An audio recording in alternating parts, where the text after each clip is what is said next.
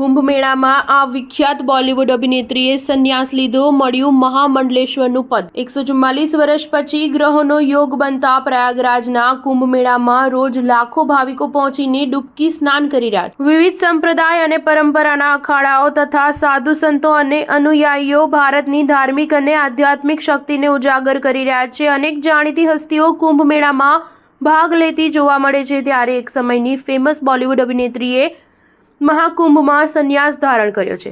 સંન્યાસી બન્યા પછી કિન્નર અખાડામાં મહામંડલેશ્વરનું પદ આપવામાં આવ્યું છે। કિન્નર અખાડામાં મહામંડલેશ્વર બનનારી આ અભિનેત્રીનું નામ મમતા કુલકર્ણી છે, જેની કિન્નર અખાડામાં પટ્ટાભિષેક વિધિ કરવામાં આવી હતી। હવે પછી તે અખાડાની સાધ્વી તરીકે ઓળખાવામાં આવશે।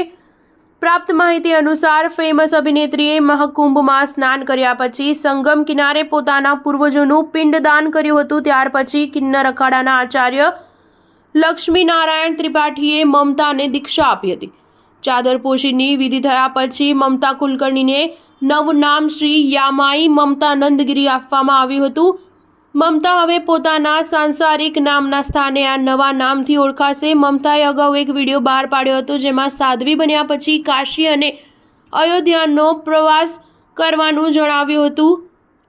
20 એપ્રિલ 1972માં જન્મેલી પૂર્વ એક્ટ્રેસ અને મોડલ મમતા કુલકર્ણીએ બોલિવૂડમાં તિરંગા ફિલ્મ અભિનયની શરૂઆત કરી હતી। ત્યારબાદ 1993માં વક્ત હમારા હૈ, આશિકાવારા 1994માં, ક્રાંતિવીર 1995માં, કરણ અર્જુન, સબસે બડા ખિલાડી આંદોલન 1996માં, બાઝી 1998માં, ચાઇના ગેટ અને 2001માં છુપા રુસ્તમ અને મ્યુઝિકલ થ્રિલર વગેરે જાણીતી ફિલ્મોનો સમાવેશ થાય છે। સ્ટાર ન્યૂઝ 7 હંમેશા સચ્ચાઈની સાથે।